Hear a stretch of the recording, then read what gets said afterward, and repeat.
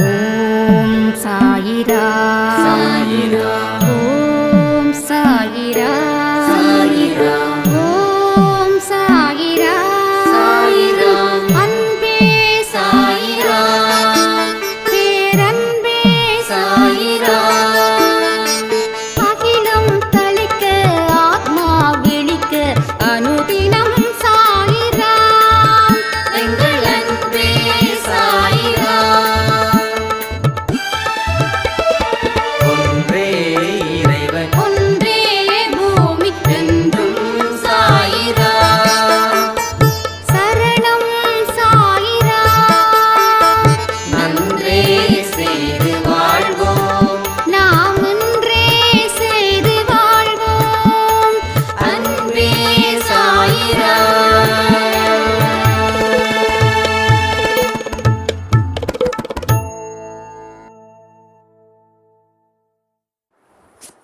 என் அன்பு குழந்தையே, விரைவில் உன் பிரச்சனைகளை தீர்த்து உன் வாழ்வில் நிம்மதியையும் மன அமைதியையும் அளிப்பேன். கவலைகள் விலகும். சாய் தர்பாருக்கு யார் வேண்டுமானாலும் வரலாம்.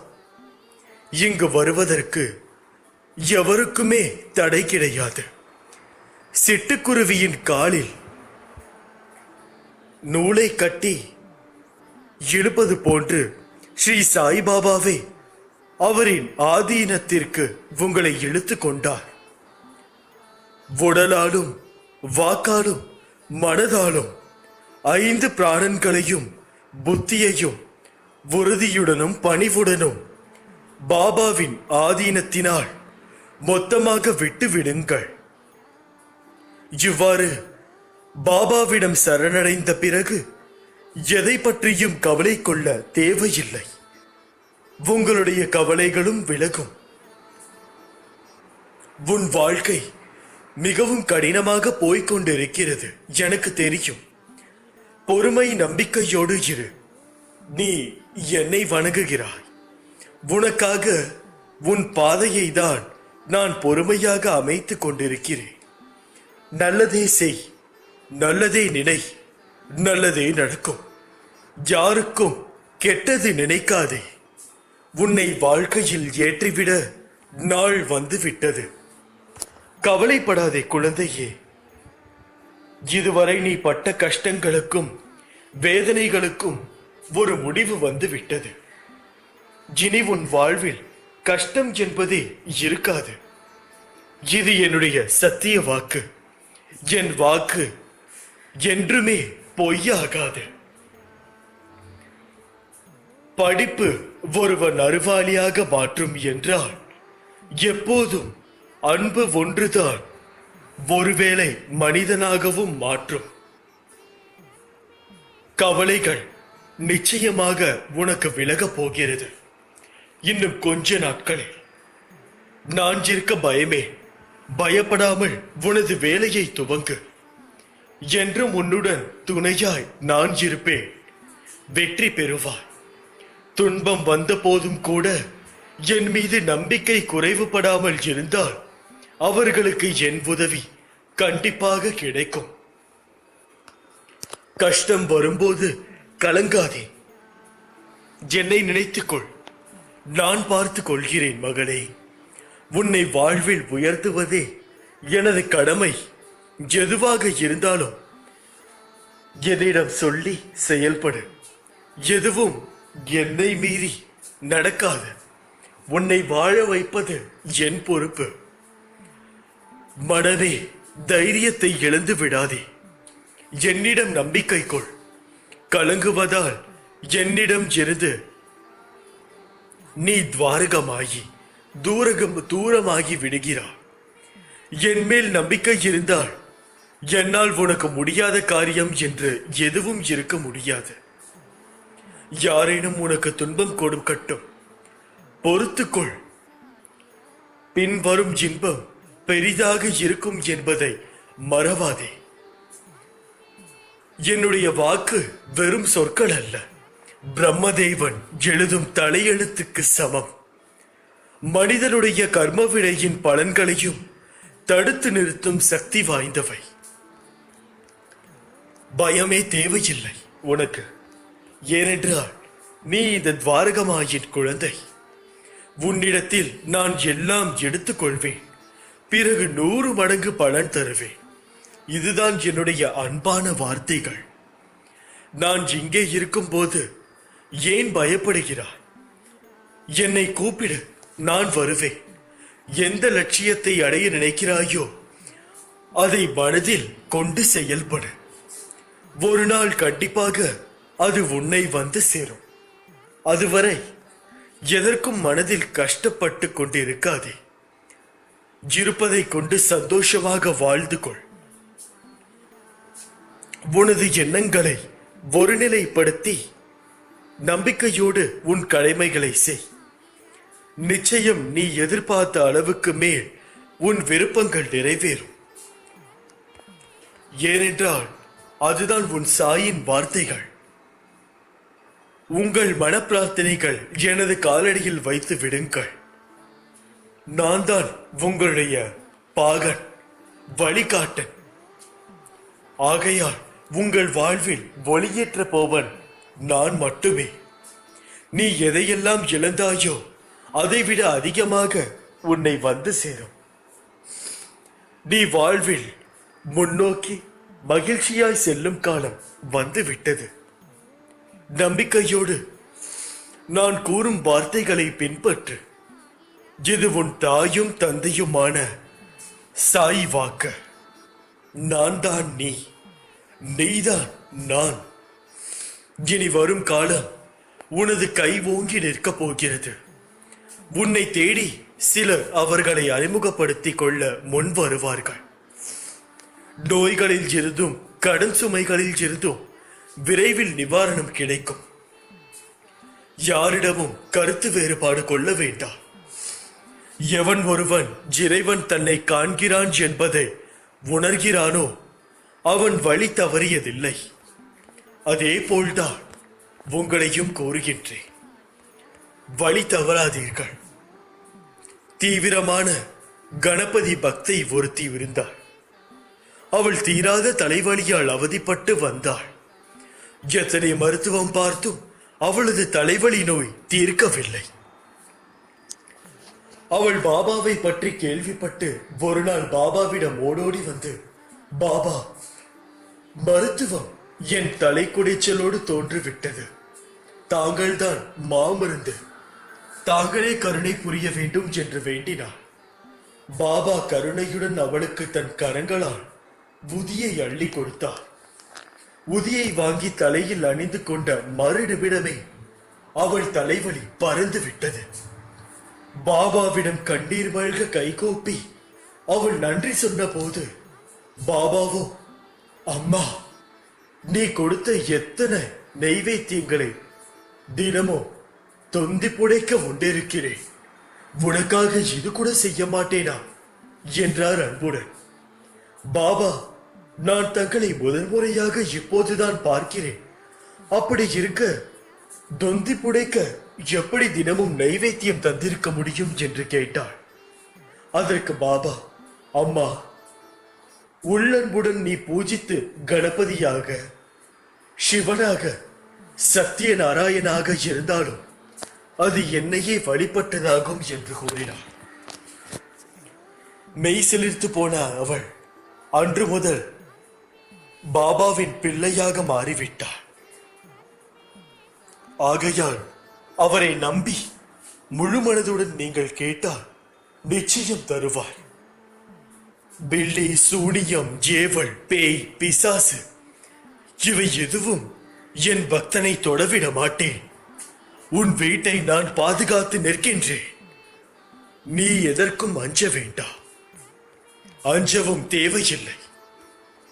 எந்த ஒரு சூழ்நிலையிலும் கவலை கொள்ளாதே, பயப்படாதே. அப்படிப்பட்ட நிலையில் நீ என்னை மனதார நினைத்துக்கொள்.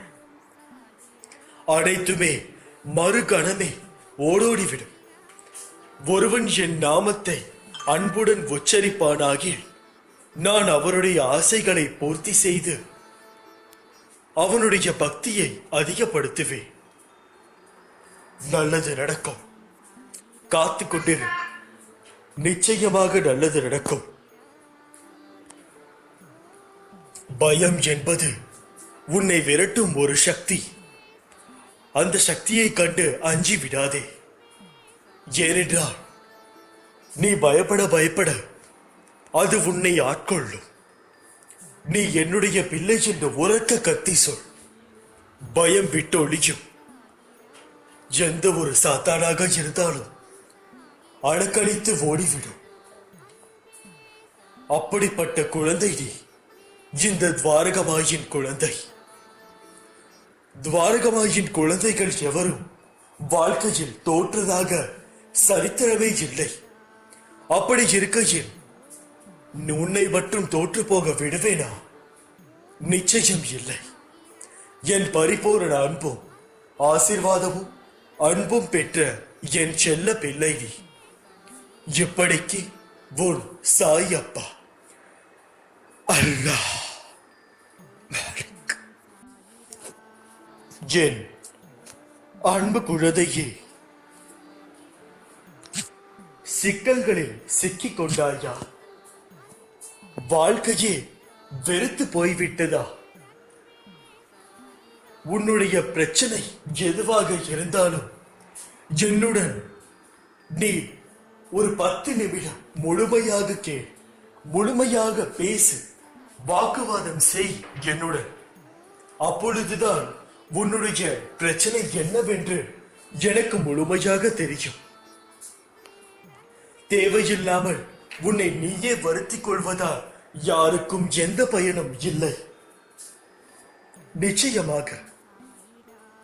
ஏனென்றால் அப்பேற்பட்ட பிரச்சனைகளில் சிக்கிக் கொண்டு ஒண்ணுமே இல்லாத ஒரு பிரச்சனைக்கு நீ வருந்திக் கொண்டு இருப்பதை கண்டால் என்னுடைய மனம் குழப்பமடைகிறது. அதற்கு மேல் வருத்தமாகிறது. அடுத்தவர்களால் ஒருபோதும் நன்மை இல்லை என்பதை உணர்த்தவே அவர்களின் சுயரூபத்தை உனக்கு வெளிப்படுத்தினேன். ஆனால் நீயும் வெகுளியாக இருந்து விட்டாய். உனது அன்பு குணத்தை, அப்பாவித்தனத்தை அவர்கள் பயன்படுத்திக் கொண்டார்கள். பொருளையும் நம்பிக்கையும் நீ இழந்து விட்டாய். அவமானமும் பட்டாய். அந்த கெட்ட காலங்களை நினைத்து பார்க்க வேண்டாம். அவையெல்லாம் பஞ்சு மெத்தையில் உனக்காக வைக்கப்பட்ட பெரிய முட்களை போல குத்திக் கொண்டிருந்தவை. காலங்கள் மாறிவிட்டன குழந்தையே. இனி வரும் காலம் எல்லாம் வசந்த காலங்கள் தான். உனது கையை பிடித்து தூக்கி நிறுத்துகிறேன். இந்த உலகில் என்னை விட உண்மையான உறவுகள் யாரும் இல்லை என்பதை நீ புரிந்து கொள்ள வேண்டும் என்பதற்காகவே பொய்யான உறவுகளை உன்னிடம் இருந்து விலக்கி வைத்தேன். நீ ஆனந்தமாக இருக்க வேண்டும் என்பதற்காக தான் செய்தேன். ஆனந்தம் என்ன என்பதை நீ உணர்ந்து கொள்வதற்காக செய்தேன். ஆனந்தம் மனம் மகிழ்ச்சியாக இருக்கும் போது அல்லவா வருகிறது? மன மகிழ்ச்சி எப்போது வருகிறது? உன் கோரிக்கைகள் அனைத்தும் நிறைவேறிய பிறகுதானே வருகிறது. அதனால் உனது கோரிக்கைகளை எல்லாம் நிறைவேற்றி உன்னை ஆனந்தமாக வைத்துக் கொள்ளவே நான் முயற்சி கொண்டிருக்கிறேன். என்னுடைய முயற்சி என்றும் வீண் போகாது. அதற்காக உங்களுடைய பிரார்த்தனைகளும் வீண் போகாது. உன்னுடைய வாழ்க்கை என்னும் ஓட்டத்தை என்னிடம் தந்துவிட்டால் இந்த வாழ்வென்னும் கடலை கடக்க நான் உதவி செய்வேன். நீ துணியில் இருந்து வரும் புகையை சுவாசித்தால் உன் உடலில் உள்ள அனைத்து நோயும் நீங்கிவிடும். துவாரகமாகி மற்றும் என் சமாதியின் பெருமைகளை நீ உணர்ந்து கொண்டால் என்னை நீ பார்க்க முடியும். உன்னுடைய வாழ்க்கையே என்னிடம் தந்துவிட்டால் உன்னுடன் வாழ்வில் ஒரு அங்கமாக நான் இருப்பேன். வியாழன் அன்று தரப்படும் என்னுடைய பிரசாதத்தை பணிவுடன் ஏற்றுக்கொண்டால் அனைத்து நன்மைகளுக்கும் உனக்கு கிடைக்கும். என்னையே நீ நினைத்துக் கொண்டிருந்தால் அனைவரும் உன்னையே நினைத்துக் கொள்வார்கள். என்னையே நீ வேண்டிக் கொண்டால் உன்னுடைய அனைத்து வேண்டுகோளின் போதும் நான் வந்து உனக்கு வழிகாட்டுவேன். என்னை தூய கண்களுடன் நீ தரிசித்தால் அனைத்து மந்திரத்தையும் அன்புடன் பார்க்க வைப்பேன்.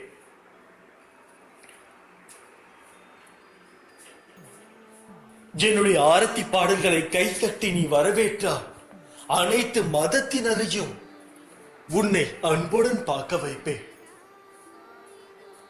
என்னை ஊதுபத்தி புகையில் இருந்து வெளிவருவதாக கருதி பார்த்தாயானால் எந்த இடத்திலும் வரும் புகையிலும் என்னை நினைக்க வைப்பேன்.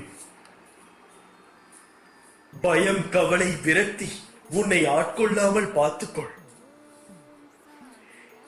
இவை என்றுமே உனது வளர்ச்சிக்கு தடையாக இருக்கும் என்பதை நினைவில் கொள். காலம் பொன் போன்றது. அந்த நேரத்தை தேவையற்ற சிந்தனைக்கும் கவலைகளுக்கும் இடமளித்து வீணளிக்காதே. உன் நம்பிக்கை வீண் போகாது. உன்னை சுற்றி அமைந்து நடக்கும் அனைத்து கஷ்டங்களும் அனைத்து விஷயங்களும் எல்லாம் எனக்காகவே நான் அனுமதித்தே வருகிறது. என்னை பார்.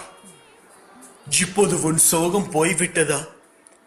போய் எல்லாரிடமும் சொல், என் சாயப்பா இருக்கும் வரை எனக்கு எந்த கவலையும் இல்லை என்று சொல்.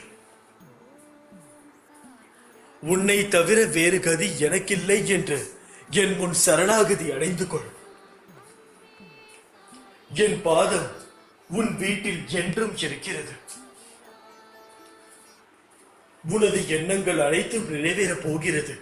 யாரும் இல்லையே, எல்லாம் தவறாக நடக்கிறது, என்ன செய்வது என்று நினைக்காதே.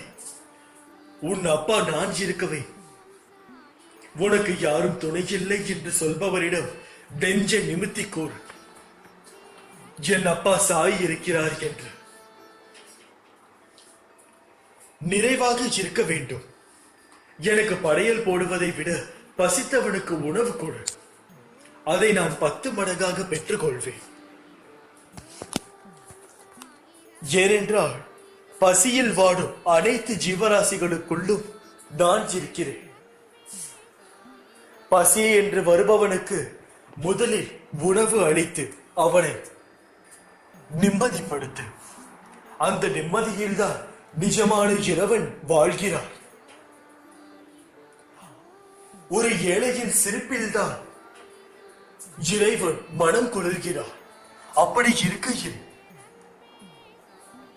பசியோடு வருபவனுக்கு மூந்தி முகத்தை சுழித்துக் கொண்டு நீ செல்வதும், உன்னை சுற்றியுள்ளவர்களுக்கு நீ மனதார காயப்படுத்துவதும் எல்லாம் மிகவும் தவறான விஷயம்.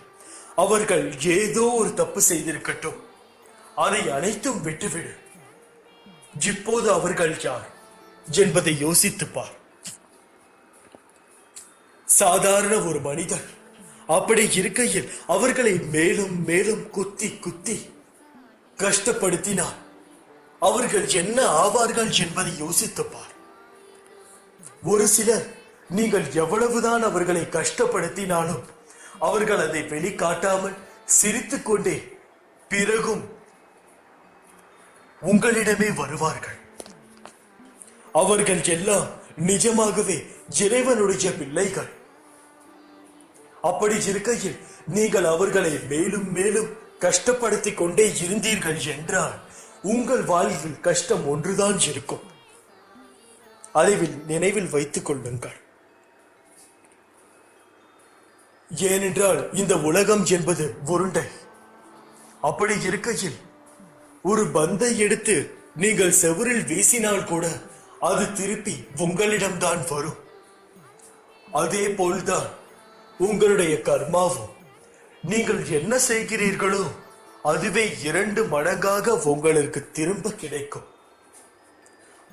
அப்படி திரும்ப கிடைக்கும் போது உங்களுக்கு அதை ஆட்கொள்ள எதிர்கொள்ள ஒரு தக்க தைரியமும் மனபலமும் இருந்தால் நீங்கள் தாராளமாக தவறு செய்யலாம், கஷ்டப்படுத்தலாம், புண்படுத்தலாம். ஏனென்றால் அனைவருக்கும் அன்பானவர்கள் என்று ஒருத்தர் இருப்பார்கள். பெற்றோர்களை தவிர்த்து மனிதனின் மனது என்பது மிகவும் குரங்கு குணம் கொண்டவர். எப்போது எங்கு எப்படி மாறும் என்று யாராலும் சொல்ல முடியாது.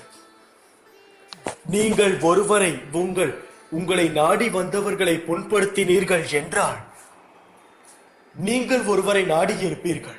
அவர்கள் உங்களை நிச்சயமாக புண்படுத்துவார்கள். அதை எதிர்கொள்ள உங்களுக்கு மனதைரியமும் இருக்காது. வாக்குவாதம் தான் மேலோங்கும். பிறகு அந்த நபர் உங்களை விட்டு சென்று விடுவார்கள்.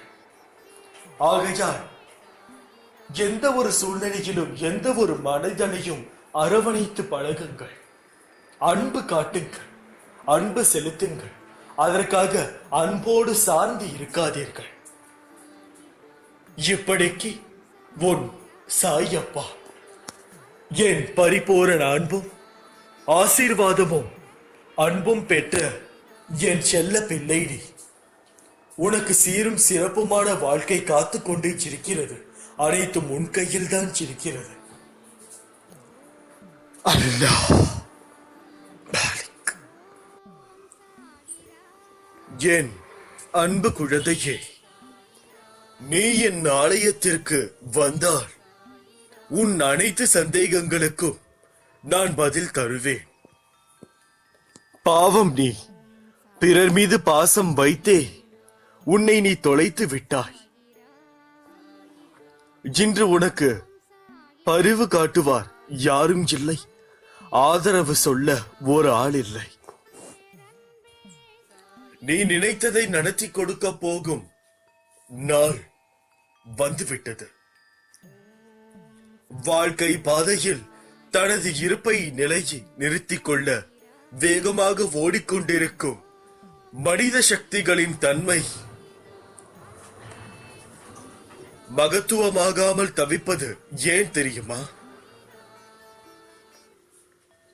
நாம் என்பதை எதை யாருக்காக செய்கின்றோம் என்ற விழிப்புணர்வின்மையே மனித மனம் அனைத்தும் வேகமாக நடக்க வேண்டும் என்று ஏங்குகிறது. ஏழை முதல் பணக்காரர் வரை, எழுவது முதல் படுப்பது வரை நாம் உருவாக்கியுள்ள தன்மைகளுக்காக வேகமாக ஓடுகின்றோம். ஓடாமல் நின்று விட்டால் தோற்று விடுவோமோ என்ற அச்சம். இந்த அச்சத்தின் உச்சம் நம்மை சுற்றி பல இன்னல்களை உருவாக்கி அதற்குள் உன்னை சிக்க வைத்து வேடிக்கை காட்டுகின்றது. இந்த வேடிக்கைதான் பல வாடிக்கையாளர்களை உருவாக்கி உயிர்ப்புடன் மக்கள் உழவுவது போல் மாயத்தை ஏற்படுத்தியுள்ளது என்பதை உணர்ந்திடதான் முடியுமா? எவ்வாறு இக வாழ்க்கையில் வேகமாக ஓடுகின்றனரோ அதே தன்மையை ஜெகத்தை அடைவதற்கு கையாண்டால் உச்சிக்குழி தரிசனம் கிட்டிடுமோ? அது எட்டாத தொலைவில் தானே செல்லும். மனிதனுக்குள் எழுந்த இந்த வேகமான தீயை தணிக்க துரித ஆன்மீகம் கடைவிரிந்து காத்துக் கொண்டிருக்கிறது. இங்கே வந்தால் உங்களின் பிரச்சனைக்கு தீர்வு கிடைத்துவிடும். இத்தனை நாளுக்குள் நீங்கள் உயர் ஞானத்தை அடைந்திட முடியும். நெற்றிக் கண்ணை திறந்து முக்காலம் அறியும் ரகசியத்தை கற்றுக்கொள்ளுங்கள் என்ற அழைப்பு உங்கள் ஒவ்வொருவரையும் நோக்கி குவிந்திருக்கும் தானே. எதை தின்றால் நம் பித்தம் தெளியும் என்ற எண்ணத்தில் ஓடுபவர்களுக்கு அனைத்தும் சிறப்பானதே. ஆனால் ஆத்ம தரிசனத்தின் ஆணிவேர் எங்கிருக்கின்றது தெரியுமா? எவ்விடத்தில் ஓட்டத்தை துவங்குகின்றீர்களோ அங்கே மறைபொருளாகப்பட்டுள்ளது. ஒரே ஒரு முறை அதை திரும்பி பார்த்தாலே அதுவே தன்னை உனக்கு காட்டும். 24 மணி நேரத்தில் ஒரு அரை மணி நேரம் உனது உடல், மனம், புத்தி எப்படி இயங்குகின்றது அது நலமாக இருக்கின்றதா? இந்த கணம் நாம் உயிர்ப்புடன் குடும்ப சூழலை அணைத்திருக்கின்றோமா என்பதை உணர்வது அவசியமானது. அவசியமானதை வசியமாக்கும் தந்திரம் இந்த மனித எந்திரத்திற்கு மட்டுமே உண்டு. எனக்கு நேரமில்லை, இத்தனையையும் படிப்பதற்கும் பொறுமையும் இல்லை என்று நழுவி செல்லும் மனநிலை எழுந்தால் நாம் நமது ஆத்ம சக்தியின் அழைப்பை தவற விட்டவர்கள் என்று அர்த்தம். படிக்கும் போது நீங்கள் படிப்பதில்லை, ஐம்புலன்களையும் ஒடுக்கி உங்கள் ஆத்மா படிக்கிறது. நமது உடலை வளர்த்த உணவிடுவது போல் ஆத்மாவை எழுப்ப இறையின் வார்த்தைகள் படிப்பதும் உள்வாங்குவதும் அடிப்படையான தன்மை. இறையின் ஆதரவு அதிர்வு கனலமாக வெளிவர இடைவெளியை உருவாக்கும். அதற்குண்டான அஸ்திரமும் இதுவே. உன்னை நான் தேர்ந்தெடுத்து நான் வசிக்கும் இடத்திற்கு வரவழைத்தேன். எப்படிப்பட்ட சூழ்நிலையிலோ நீ கலங்க தேவையில்லை. வாழ்க்கையில் வழிகளும் உண்டு, வழிகளும் உண்டு. உனது வழிதனை போக்கி வழிதனை காட்டுவேன். தைரியமாக செல், பதற்றப்பட தேவையில்லை. நான் உன்னோடு இருக்கையில் நம்பிக்கையோடு நீ உன் கடமையை செய்தால் மட்டும் போதும். எவன் ஒருவன் இறைவன் தன்னை காண்கிறான் என்பதை உணர்கிறானோ அவன் என்றுமே வழி தவறியதில்லை. ஏனென்றால் இறை பயம் உள்ள ஒருவரும் தவறான வழியில் சென்றதில்லை. எனக்கு சேவை செய்யும் உன்னுடைய என்னுடைய புகழை பாடியும் முழு மனதுடன் என்னை சரணாகதி அடைபவன் என்னுடனே ஐக்கியமாகி விடுகிறான். நான் எனது என்னும் அகங்காரத்தை என்னுடைய பாதங்களில் சமர்ப்பித்தே எனக்கு செய்யும் முற்றும் முழுமையான சேவையாகும் என்பதை புரிந்து கொள்ளுங்கள். நிச்சயமாக உங்களுக்கு நல்லது மட்டுமே நடக்க விடுவேன். ஏதாவது ஒரு ரூபத்தில் உனக்கு நான் துணை இருப்பேன். துணிந்து நில், உனக்கு துணையாக நான் வருகிறேன். நான் உன்னிடம் வந்திருக்கிறேன். என்னை நீ பிடித்துக்கொள். நீ கவலைப்படும் போது அதை நிவர்த்தி செய்வது எனது கடமை. நான் உனக்காக புன்னகைத்துக் கொண்டு உன் வீட்டு வாசலில் காத்திருக்கிறேன். இன்று உன்னை யார் உதாசீனப்படுத்தினாலும் அதற்காக உடைந்து வீழ்ந்து போகாதே. நாளை அவர்களுக்கே நீ உதவும் வகையில் வெகுண்டு எழுந்து வாழ வைப்பேன். இன்று உன்னை பார்த்து அவமானப்படுத்தியவர்கள் படுத்த போவார்கள். உன்னை உதாசீனப்படுத்துபவர்களை கண்டு அவர்களை பார்த்து சின்னதாய் ஒரு சிரிப்பை மட்டும் சிரித்துக் கொண்டு உன்னுடைய வேலையை செய். தேவையில்லாமல் வாக்குவாதம் இடுவதால் நம்பிக்கை இழப்பது உனக்கு மட்டுமே, அவர்களுக்கு இல்லை. நிச்சயமாக அவர்களை அப்படியே சிரித்துவிட்டு போனால் மட்டும் போதும். மற்றவை எல்லாம் நான் பார்த்துக் கொள்கிறேன். இந்த உலகம் என்பது உருண்டை. அதற்காக அவர்கள் உன்னை உதாசீனப்படுத்தியது போல நீயும் அவர்களை உதாசீனப்படுத்த வேண்டும் என்பதில் அவசியம் இல்லை. உனக்கு பதிலாக வேறொருவன் நிச்சயமாக அவர்களை உதாசீனப்படுத்துவான். உன்னை இன்று யார் திட்டினாலும் அவர்களிடத்தும் எதுவும் பேச வேண்டாம். ஏனென்றால் உங்களை ஒருவர் திட்டுவதாலேயோ கஷ்டப்படுத்துவதனாலேயோ உங்களுடைய கர்மாக்களை அவர்கள் எடுத்துக் கொள்கிறார் என்பது அர்த்தம். ஆகவே உங்களிடம் கெட்ட கர்மாவை எடுத்திட அவர்களிடத்திருக்கின்ற கொஞ்ச நெஞ்ச நல்ல கர்மாவையும் உங்களிடம் கொடுக்கிறார்கள் என்பதை புரிந்து கொள்ளுங்கள். ஆகையால் எவரிடத்தும் சண்டையிடவும் வேண்டாம், வாக்குவாதம் செய்யவும் வேண்டாம். ஏனென்றால் உங்களுக்கு நிறைய வேலை இருக்கிறது.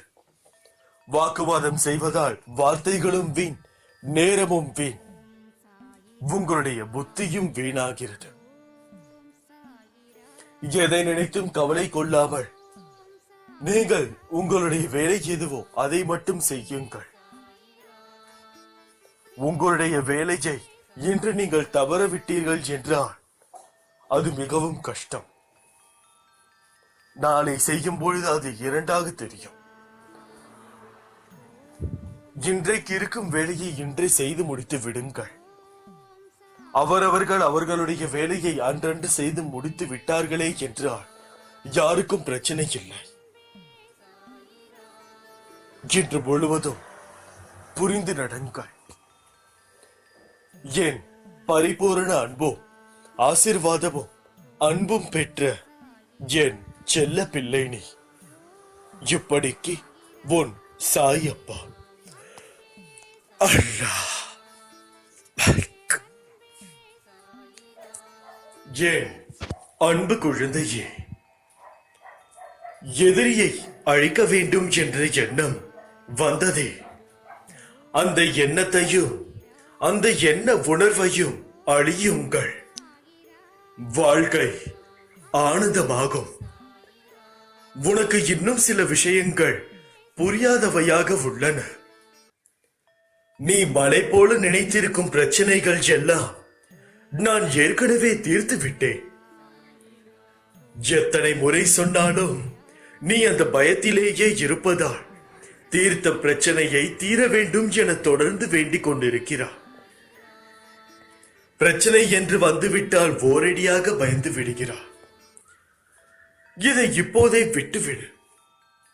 இனி வரப்போவதெல்லாம் மிகவும் நல்ல நேரங்கள், நல்ல காலங்கள். வாழ்வில் எதையெல்லாம் நீ நிரந்தரம் என நினைத்துக் கொண்டிருந்தாயோ அவையெல்லாம் நிதர்சனம் இல்லாத பொய்கள் என்பதை புரிந்து கொள்ளதே மிகப்பெரிய பாடம். ஏனென்றால் இப்பொழுது இருக்கும் இந்த உலகத்தில் ஒரு மனிதன் பிற மனிதர்களோடு பழகும் போது அவர் எந்த எண்ணத்தில் பழகுகிறார்கள் என்பது அந்த மனிதனுக்கு தெரியாது. வெளி உலகத்தில் உள்ள மனிதர்களை பற்றி தெரியாமல் அந்த மனிதனும் தன்னை பற்றிய உண்மைகள் அனைத்தையும் கூறிவிடுவார். ஆனால் கேட்டுக்கொண்டிருக்கும் பிற மனிதர்கள் வேறொருவரிடம் இருந்து சொல்லி அதை கேலி செய்து சிரித்துக் கொண்டிருப்பார். ஆகையால் அனைத்து மனிதர்களையும் சமமாக பார்க்க கற்றுக்கொள். ஆனால் அனைவரும் ஒரே மனோதிடம் உடையவர்கள் என்று எண்ணாதே. உன்னுடைய சோகத்தை கேட்டு உன் கண்ணை துடைப்பது போல் துடைத்து வெளியே சென்று அதை சொல்லி கேலி செய்பவர்களும் இருக்கிறார்கள் இந்த உலகத்தில். அதே சமயம் உன்னுடைய சோகத்திற்காக அதை உன்னுடைய சோகத்தை போக்க வேண்டும் என்பதற்காக கடவுளிடம் பிரார்த்திப்பவர்களும் இருக்கிறார்கள். அனைவரையும் ஒன்று என்று கருதாதே. அனைவருக்கும் வேறு வேறு மனம். சிலருக்கு மற்றவர்களை எப்படி முட்டாள்களாக்க வேண்டும் என்ற குணம், ஒரு சிலருக்கு மற்றவர்களை எப்படி துன்புறுத்த வேண்டும் என்பது குணம், ஒரு சிலருக்கு மற்றவர்களுக்கு உள்ள துன்பங்களும் விலக வேண்டும் என்று பிரார்த்திக்கும் குணம். இந்த மூன்று குணத்தில் எது உன்னை சுற்றியுள்ள குணம் என்பதை புரிந்து நடந்து செயல்படு. ஆனால் யாருக்கும் அடிமையாகாதே. அடிமையாகினால் உன்னால் அவர்களிடம் இருந்து சற்று கூட விலகி இருக்க முடியாத ஒரு சமயம் வந்துவிட்டால் உன் வாழ்க்கையையே அது திருப்பி போட்டுவிடும். உன்னுடைய லட்சியம் எதுவோ அதை எதிர்நோக்கி செல். ஏனென்றால் அப்பொழுதுதான் நீ ஒரு செயலுக்கு நீ அதை நினைக்க நினைக்கதான் அதற்கு உயிரோட்டம் கொடுத்து கொண்டிருக்கிறாய் என்பது அர்த்தம். இப்பொழுது நீ ஒருவர் போல் ஆக வேண்டும் என்றால் அந்த துறையை மனதில் எடுத்துக்கொள். அந்த துறையை மனதில் எடுத்துக்கொண்டு அதற்காக ஒவ்வொரு நாளும் ஓடி ஓடி உழைத்துக் கொண்டே இரு. உழைப்பவனுக்கு ஊதியம் நிச்சயம். அப்படி இருக்கையில் உங்களுக்கு நிச்சயமாக அந்த ஊதியம் கிடைக்கும். கிடைக்க தாமதமாகலாம், ஆனால் தப்பாது என்பது என்னுடைய வாக்கு. அதுபடிதான் நான் இன்றும் கூறுகிறேன்.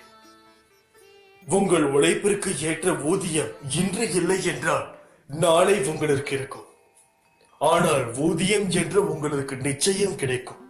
அது எந்த துறையாக இருந்தாலும் சரி. இது செய்தால்தான் நம்மை மதிப்பார்கள், இதை செய்தால் நம்மை மதிக்க மாட்டார்கள் என்று நீ எப்பொழுதும் எண்ண வேண்டாம். ஏனென்றால்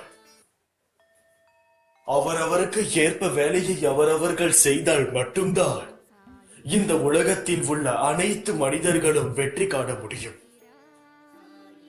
இவை அனைத்தும் நீ மனதில் வைத்துக் கொண்டு செயல்பட வேண்டும். உன்னுடைய அனைத்து செயலிற்கு பிறகும் பின்னாடியும் முன்னாடியும் நான் இருக்கிறேன் என்பதை நீ தீர்க்கமாக நம்ப வேண்டும்.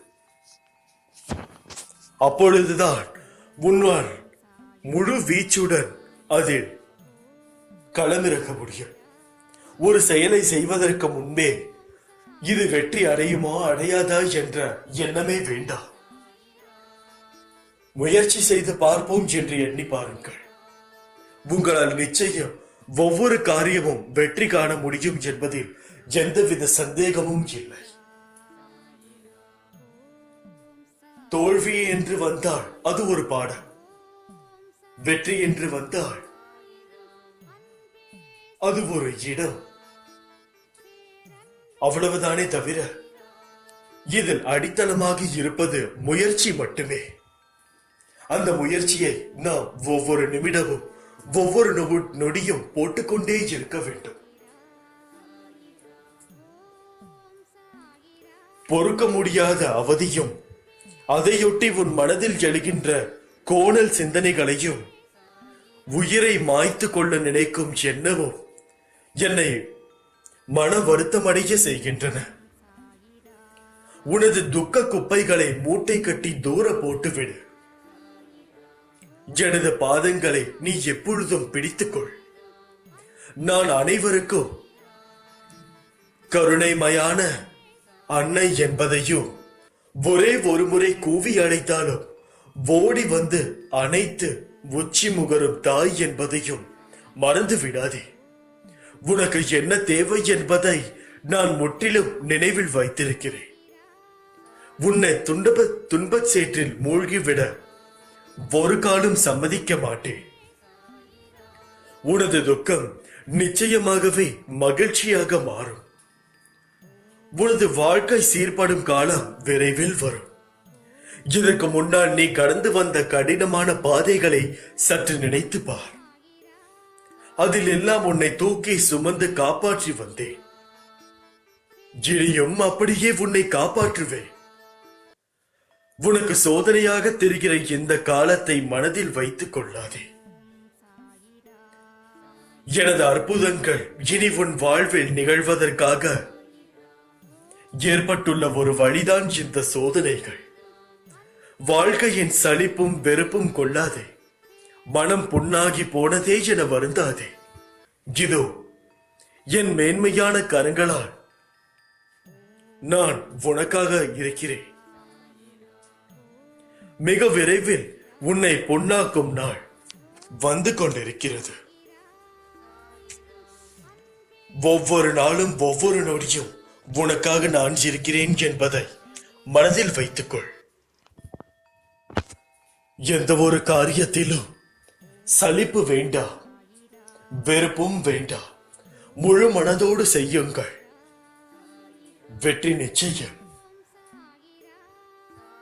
உங்களுடைய அனைத்து செயல்களிலும் நான் இருக்கிறேன் என்பதை மனதில் வைத்துக் கொள்ளுங்கள். என் பரிபூரண அன்பும் ஆசீர்வாதமும் அன்பும் பெற்ற என் செல்ல பிள்ளை நீ. உன் வாழ்க்கையில் வெற்றி என்ற தீபத்தை நான் நிச்சயமாக ஏற்றுவேன் என்பதை முழு மனதுடன் நினைவில் வைத்துக்கொள். உன் வாழ்க்கையில் வசந்த காலங்களோ வருவது உறுதி. உன் தாயாகவும் தந்தையாகவும் உன்னை எப்பொழுதும் நினைவில் நிறுத்திக் கொண்டு காப்பேன். இது சத்தியமாக நடக்கும். இப்படிக்கு உன் சாயப்பா. அல்லாஹ் மாலிக்.